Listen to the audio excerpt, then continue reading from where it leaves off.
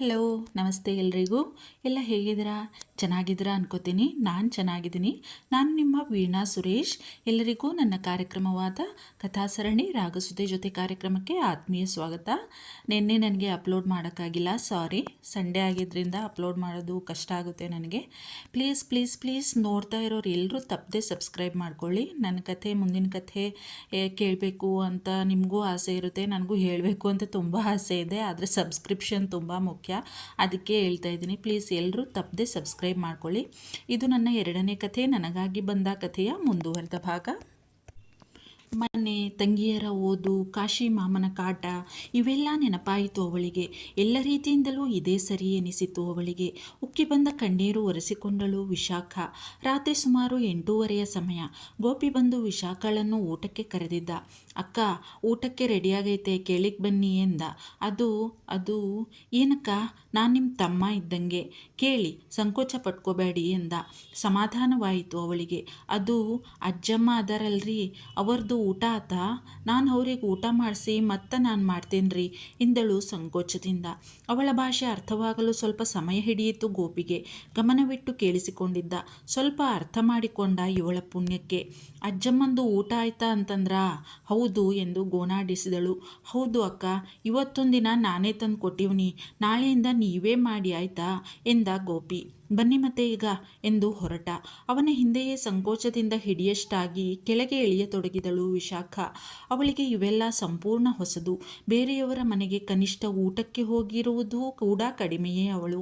ಅಂತಹವಳು ಈಗ ಇಲ್ಲಿಯೇ ಇರಬೇಕಿತ್ತು. ಮೊದಲೇ ಮಾತು ಕಡಿಮೆ, ಇನ್ನು ಈಗಂತೂ ಅವಳನ್ನು ನೋಡಿದವರು ಇವಳಿಗೆ ಮಾತನಾಡಲು ಬರುವುದೋ ಇಲ್ಲವೋ ಅಂದುಕೊಳ್ಳುವಂತಿದ್ದಳು. ದೊಡ್ಡದಾದ ಡೈನಿಂಗ್ ಹಾಲ್, ಅಷ್ಟೇ ದೊಡ್ಡದಾದ ಡೈನಿಂಗ್ ಟೇಬಲ್, ಅದನ್ನೆಲ್ಲ ದೂರದಿಂದಲೇ ನೋಡಿ ನಿಂತಲ್ಲೇ ನಿಂತು ಬಿಟ್ಟಳು ವಿಶಾಖ. ಅವಳನ್ನು ಕುಳಿತಲ್ಲಿಂದಲೇ ಗಮನಿಸಿದ ಕಾರ್ಯಪ್ಪನವರು, ಅರೆ, ಅಲ್ಲೇ ಯಾಕೆ ನಿಂತ್ಬಿಟ್ಟೆ ಮಗಳೇ, ಬಾಮ್ಮ ಎಂದು ಕರೆದರು. ಡೈನಿಂಗ್ ಟೇಬಲ್ ಮುಂದೆ ಕುಳಿತಿದ್ದ ಲಲಿತಮ್ಮ ಈಗ ಅವಳನ್ನು ಗಮನಿಸಿದ್ದರು.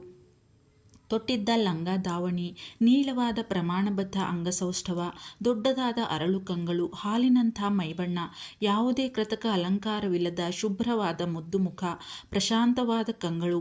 ಎಂಥ ಸ್ನಿಗ್ಧ ಸೌಂದರ್ಯ ಹುಡುಗಿಯದು. ಮುಗ್ಧತೆಯನ್ನೇ ಹಾಸಿ ಹೊದ್ದಂತಿದೆ ಹುಡುಗಿಯ ಮುಖ. ತನ್ನ ಮಗಳು ವಿಭಾವಯಸ್ಸೇ ಇರಬೇಕು ಹುಡುಗಿಗೆ. ಅವಳಿಗೂ ಇವಳಿಗೂ ಎಷ್ಟೊಂದು ವ್ಯತ್ಯಾಸ ಇದೆ. ಅವಳ ಕಂಗಳಲ್ಲಿ ಚಂಚಲತೆ ಎದ್ದು ಕಾಣುತ್ತೆ, ಅದೇ ಇವಳ ಕಂಗಳು ಎಷ್ಟೊಂದು ಪ್ರಶಾಂತವಾಗಿವೆ.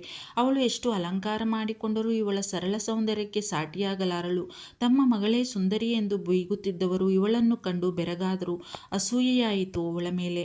ಎಷ್ಟೆಂದರೂ ಕೆಲಸದವಳೇ, ನಮಗೆ ಯಾವ ಲೆಕ್ಕದಲ್ಲೂ ಸರಿದೂಗುವುದಿಲ್ಲ ಎಂದುಕೊಂಡು ಮೂಗು ಮುರಿದರು.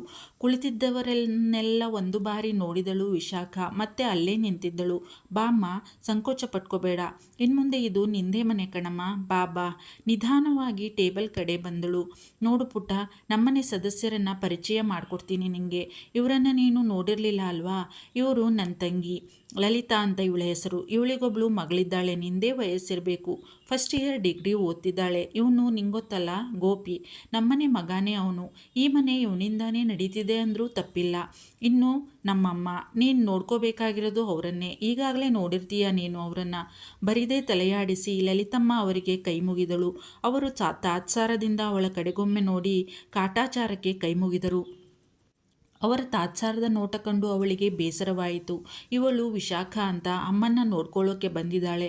ಅವಳು ಇನ್ಮುಂದೆ ಈ ಮನೆ ಮಗಳು. ಅವಳ ಮನಸ್ಸಿಗೆ ಯಾರೂ ಬೇಸರವಾಗುವಂತೆ ಮಾತನಾಡುವುದಾಗಲಿ ಅಂಥ ಕೆಲಸ ಮಾಡುವುದಾಗಲಿ ಮಾಡಿದ್ದು ನನಗೇನಾದರೂ ತಿಳಿದರೆ ನಾನು ಸುಮ್ಮನಿರಲ್ಲ. ಮೊದಲೇ ಹೇಳಿದ್ದೀನಿ, ಎಲ್ಲರಿಗೂ ಸೇರಿಸಿ ಹೇಳಿದ್ದೀನಿ. ನಿನ್ನ ಮಗಳಿಗೂ ಹೇಳಿಬಿಡು ಲಲಿತಾ. ತಂಗಿಯ ಕುತಂತ್ರ ಬುದ್ಧಿ ಗೊತ್ತಿದ್ದೇ ಅವಳಿಗೆ ಹೇಳಿದ್ದರು ಅವರು. ಏನೂ ಮಾತನಾಡದೆ ಸುಮ್ಮನೆ ಊಟ ಮಾಡತೊಡಗಿದರು ಲಲಿತಮ್ಮ. ಅಣ್ಣ, ನೀವು ಮನೆಯಲ್ಲಿರೋ ಮುಖ್ಯ ವ್ಯಕ್ತಿ ಬಗ್ಗೆನೇ ಹೇಳಿಲ್ವಲ್ಲ? ಅಕ್ಕ, ಈ ಮನೆ ರಾಜ್ಕುಮಾರ ಒಬ್ಬರು ಅವರೇ, ನಮ್ಮಣ್ಣ ವಿಧಾನ್ ಕಾರ್ಯಪ್ಪ. ಸೈನ್ಯದಾಗೆ ದೊಡ್ಡ ಕೆಲಸದಾಗವ್ರೆ.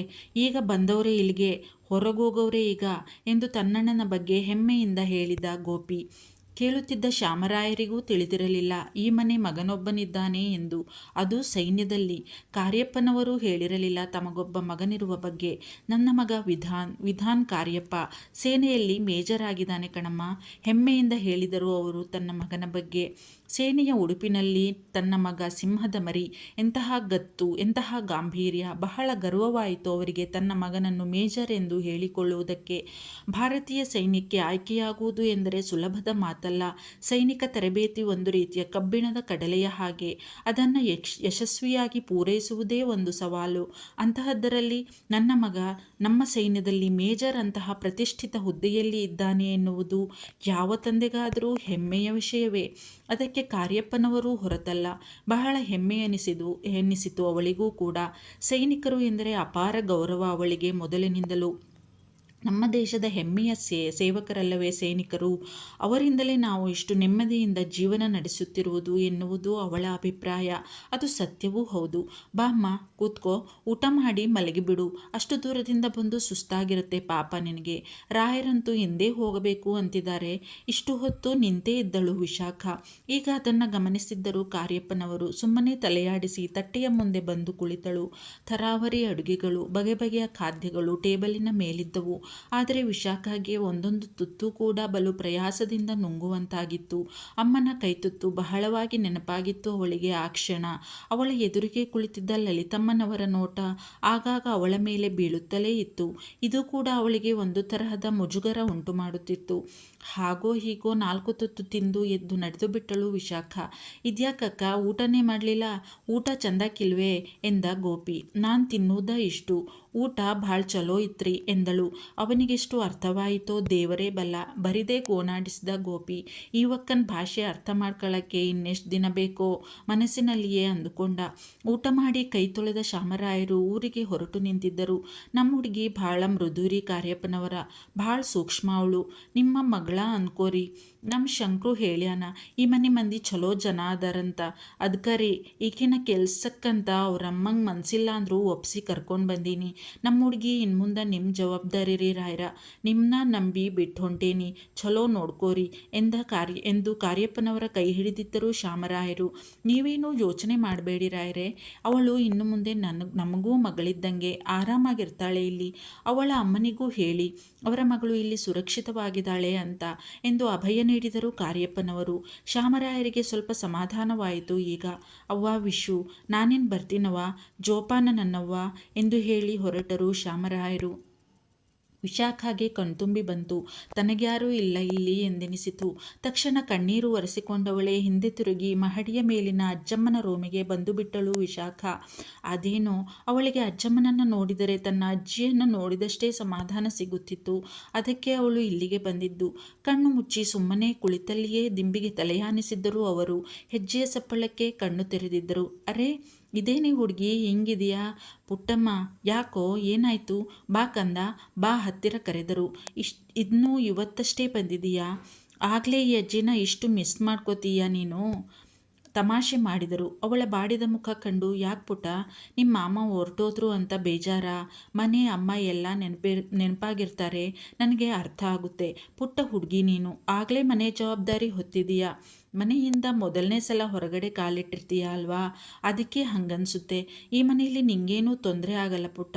ನಿನ್ನಜ್ಜಿ ನಾನು ಇದ್ದೀನಿ, ನನ್ನ ಮಗ ಗೋಪಿ ಎಲ್ಲ ಇದ್ದೀವಲ್ವಾ? ಮಗಳು ಮೊಮ್ಮಗಳ ಗುಣದ ಬಗ್ಗೆ ಅರಿವಿದ್ದ ಅವರು ಆ ಇಬ್ಬರನ್ನು ತಮ್ಮ ಪರಿಧಿಯಿಂದ ಹೊರಗಿಟ್ಟಿದ್ದರು.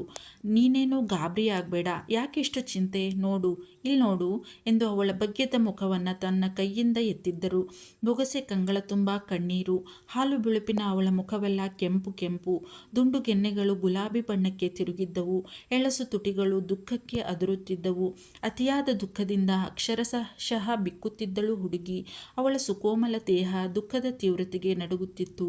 ಪುಟ್ಟ ವಯಸ್ಸಿನ ಹುಡುಗಿ ಪಾಪ. ಮೊದಲ ಬಾರಿಗೆ ಮನೆಯಿಂದ ತನ್ನವರಿಂದ ದೂರ ಬಂದಿದೆ. ನೋಡಿದವರಿಗೆ ಪುಟ್ಟ ಮಗುವೊಂದು ತಾಯಿಯಿಂದ ತಪ್ಪಿಸಿಕೊಂಡು ಬಂದಿದೆ ಎಂದೆನಿಸಿತು. ಗೂಡು ತೊರೆದ ಹಕ್ಕಿಯಂತಾಗಿದೆ ಹುಡುಗಿ ಪಾಪ. ಇನ್ನೂ ಪುಟ್ಟ ವಯಸ್ಸು, ಆಗಲೇ ಎಷ್ಟು ಜವಾಬ್ದಾರಿ ಇವಳ ಹೆಗಲ ಮೇಲೆ ಎನಿಸಿತು. ಮೊದಲೇ ಹುಡುಗಿ ಮಾತು ಕಡಿಮೆ, ಬಹಳ ಸೂಕ್ಷ್ಮ ಸ್ವಭಾವ ಅನ್ನಿಸುತ್ತೆ. ಈಗಂತೂ ಮನೆಯಿಂದ ದೂರವಾಗಿ ಮಾತನ್ನೇ ಮರೆತಂತಿದ್ದಾಳೆ. ತಮ್ಮ ಮೊಮ್ಮಗಳು ಅವಳ ಸ್ವಭಾವಕ್ಕೂ ಈ ಹುಡುಗಿಯ ಸ್ವಭಾವಕ್ಕೂ ಎಷ್ಟು ವ್ಯತ್ಯಾಸವಿದೆ. ಅವಳೋ ಒಂದಕ್ಕೆರಡು ಸೇರಿಸಿ ಒರಟಾಗಿ ಮಾತನಾಡುವವಳು. ತೊಡುವ ಬಟ್ಟೆಯೂ ಅಷ್ಟೇ, ಎಲ್ಲ ಬ್ರ್ಯಾಂಡೆಡ್ ಬಟ್ಟೆಗಳೇ, ಎಲ್ಲವೂ ಆಧುನಿಕ ಉಡುಪುಗಳು.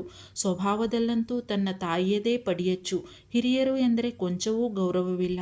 ಮಾತಿನ ಮೇಲೆ ಹಿಡಿತವಂತೂ ಇಲ್ಲವೇ ಇಲ್ಲ. ಅದೇ ಈ ಹುಡುಗಿ ಅವಳದೇ ವಯಸ್ಸಿನವಳಿರುತ್ತಾಳೆ ಬಹುಶಃ. ಎಷ್ಟು ತಿಳುವಳಿಕೆ, ಎಷ್ಟು ತಾಳ್ಮೆ, ಎಷ್ಟು ಚಿಕ್ಕ ವಯಸ್ಸಿಗೆ. ಅಳೆದು ತೂಗಿ ಎರಡು ಮಾತನಾಡಿದರೆ ಹೆಚ್ಚು ಹುಡುಗಿ. ಸರಳವಾದ ಸಾಂಪ್ರದಾಯಿಕ ಉಡುಗೆ ತೊಡುಗೆ, ಇಬ್ಬರಲ್ಲೂ ಅಜಗಜಾಂತರ ವ್ಯತ್ಯಾಸ. ಇವಳೆಲ್ಲಿ ಅವಳೆಲ್ಲಿ ನಿಟ್ಟುಸಿರು ಬಿಟ್ಟರು. ಅವಳ ಮುಖವನ್ನೇ ನೋಡುತ್ತಾ. ಬಾಕಿಯಾಗಿ ಬಿಟ್ಟಿದ್ದರು ಅವರು. ಗಾಬರಿಯಾಯಿತು ಅವಳಿಗೆ. ಅಜ್ಜಿ ಅಜ್ಜಿ ಅಜ್ಜಿ, ಯಾಕೆ ಹಂಗೆ ನೋಡಕತ್ತೀರಿ? ನಾನೇನಾರ ತಪ್ಪು ಮಾಡಿನೇನು? ನಿಧಾನವಾಗಿ ಕೇಳಿದಳು ವಿಶಾಖ. ಎಚ್ಚೆತ್ತರು ಈಗ ಅವರು. ಅಯ್ಯೋ ನನ್ನಮ್ಮ, ನೀನು ಯಾವ ತಪ್ಪು ಮಾಡ್ತೀಯ ಹೇಳು? ಏನೋ ಯೋಚಿಸ್ತಾ ಇದ್ದೆ ಪುಟ್ಟ ಅಂದರು. ನೀನು ಹೀಗೆಲ್ಲ ಇರಬಾರ್ದು ಕಂದ. ಸ್ವಲ್ಪ ಮಾತಾಡೋದು ಕಲಿಬೇಕು. ಇಲ್ಲ ಅಂದರೆ ಈ ಸಮಾಜದಲ್ಲಿ ಬದುಕೋದು ಕಷ್ಟ ಪುಟ್ಟ. ಅದಕ್ಕೂ ಸುಮ್ಮನೆ ಗೋಣಾಡಿಸಿದಳು. ಮುಗುಳ್ನಗು ಮೂಡಿತು ಅವರ ಮುಖದ ಮೇಲೆ. ಇಷ್ಟು ಬೇಗ ಇವಳ ಸ್ವಭಾವ ಬದಲಾಗುವುದು ಕಷ್ಟವೇ?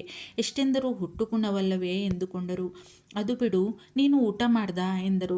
ಆತ್ರಿ ಅಜ್ಜಿ ಎಂದಳು. ಈಗ ಹೇಳು, ನೀನು ಯಾಕೆ ಓದಲಿಲ್ಲ ಮುಂದೆ? ಮನೆಯಲ್ಲಿ ಯಾರ್ಯಾರಿದ್ದಾರೆ? ನಿನ್ನ ಹವ್ಯಾಸ ಏನು? ಮಾತು ಬದಲಾಯಿಸಿದರು ಅವಳ ಮನಸ್ಸನ್ನು ಬೇರೆ ಕಡೆ ತಿರುಗಿಸಲು. ಮನೆಯ ವಿಷಯ ಬಂದಿದ್ದರಿಂದ ಅವಳ ಮುಖ ಅರಳಿತು. ನಮ್ಮದು ಬೆಳಗಾವಿ ಹತ್ರ ಒಂದು ಹಳ್ಳಿ ರೀ. ನಮ್ಮನಿಯಾಗ ನಾನು, ನಮ್ಮಮ್ಮ, ನನ್ನಿಬ್ಬರು ತಂಗೀರದೀವ್ರಿ. ನಮ್ಮಪ್ಪ 4 ವರ್ಷದಿಂದ ಹೋಗ್ಬಿಟ್ಟರ್ರಿ. ಅದಕ್ಕೆ ನನಗೆ ಮುಂದೆ ಓದೋದು ಆಗ್ಲಿಲ್ರಿ. ನಾನು PUC ಮಠ ಓದಿನ್ರಿ ಅಜ್ಜಿ. ನನಗೆ ಹಾಡು ಹಾಡೋದಂದ್ರೆ ಭಾಳ ಇಷ್ಟ ರೀ ಎಂದಳು ಸ್ವಲ್ಪ ಉತ್ಸಾಹದಿಂದಲೇ. ಅವಳು ಮಾತನಾಡುವುದೇ ಅವರಿಗೆ ಬೇಕಾಗಿತ್ತು. ಓ ಹೌದಾ ಪುಟ್ಟ, ಹಾಡ್ತೀಯಾ ನೀನು? ಹ್ಞೂನ್ರಿ ಅಜ್ಜಿ, ಸ್ಕೂಲು ಕಾಲೇಜ್ನಾಗ ಎಲ್ಲ ಹಾಡೇನ್ರಿ ನಾನು. ಸ್ಟೇಟ್ ಲೆವೆಲ್ನಾಗ ಪ್ರೈಸ್ ತಗೊಂಡೇನ್ರಿ ಎಂದಳು. ಹಾಂ ಹೌದಾ, ತುಂಬ ಜಾಣೆ ನೀನು ಹಾಗಾದರೆ. ಯಾವ ಥರದ ಹಾಡು ಹಾಡ್ತೀಯ ನೀನು? ನಾನಾ ಎಲ್ಲ ಥರ ಹಾಡು ಹಾಡ್ತೇನ್ರಿ. ಭಾವಗೀತೆ, ಭಕ್ತಿಗೀತೆ, ಹಿಂದಿ ಗಜಲ್ಗಳು ಎಲ್ಲ ಹಾಡ್ತೇನ್ರಿ ಅಜ್ಜಿ.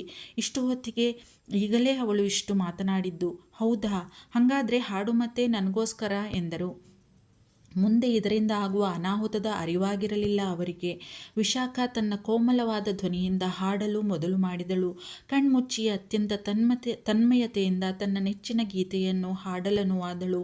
ತೇಲಿಸೋ ಇಲ್ಲ ಮುಳುಗಿಸೋ ನಿನ್ನ ಕಾಲಿಗೆ ಬಿದ್ದೆನೋ ಪರಮ ಕೃಪಾಳೋ, ಸತಿಸುತ ಧನದಾಸೆ ಎಂಬಿಂತ ಮೋಹದಿ, ಹಿತದಿಂದ ಅತಿನೊಂದು ಬೆಂಡಾದೆನೋ, ಗತಿ ಕೊಡುವವರ ಕಾಣೆ ಮತಿಯ ಪಾಲಿಸೋ ಲಕ್ಷ್ಮೀ ಪತಿ, ನಿನ್ನ ಚರಣದ ಸ್ಮರಣೆ ಇತ್ತೆನಗೆ. ದೋಷವುಳ್ಳವ ನಾನು, ಭಾಷೆಯುಳ್ಳವ ನೀನು, ಮೋಸ ಹೋದೆನೋ ಭಕ್ತಿ ರಸವ ಬಿಟ್ಟು. ಹೀಗೆ ಹಾಡು ಮುಂದುವರೆದಿತ್ತು. ಮನೆಯ ಬಾಗಿಲಿಗೆ ಬಂದಿದ್ದ ವಿಧಾನ್.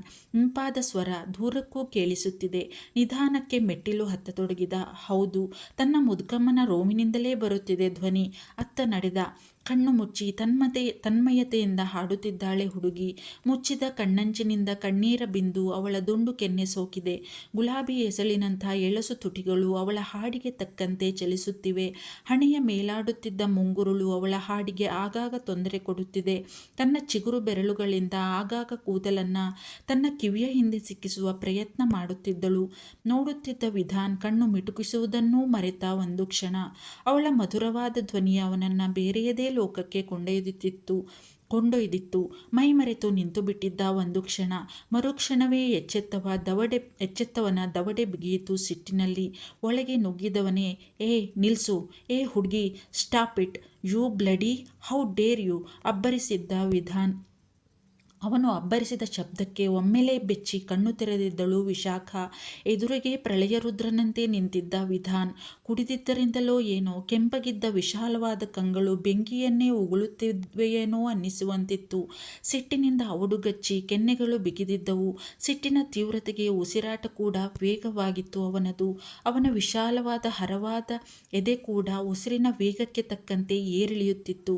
ಹಣೆಯ ಮೇಲೆಲ್ಲ ಹರಡಿದ್ದ ಅಲೆಅಲೆಯಾದ ಕೂದಲು, ಹುರಿ ಮೀಸೆ, ಟ್ರಿಮ್ ಮಾಡಿದ್ದ ಗಡ್ಡ, 6 ಅಡಿಯ ಅಜಾನುಬಾಹು ದೇಹದಾಢ್ಯ. ಅವನನ್ನು ನೋಡಿ ಅಕ್ಷರಶಃ ನಡುಗಿ ಹೋದಳು ವಿಶಾಖ. ಪ್ಲೀಸ್ ಪ್ಲೀಸ್ ಪ್ಲೀಸ್ ನೋಡ್ತಾ ಇರೋರು ಎಲ್ಲರೂ ತಪ್ಪದೆ ಸಬ್ಸ್ಕ್ರೈಬ್ ಮಾಡ್ಕೊಳ್ಳಿ. ಯಾರೆಲ್ಲ ನನ್ನ ಚಾನೆಲ್ನ ನೋಡಿ ಸಬ್ಸ್ಕ್ರೈಬ್ ಮಾಡಿಕೊಂಡು ತಪ್ಪದೆ ಕಮೆಂಟ್ ಮಾಡ್ತಾಯಿದ್ರೋ ಅವರೆಲ್ಲರಿಗೂ ತುಂಬ ಹೃದಯದ ಧನ್ಯವಾದಗಳು.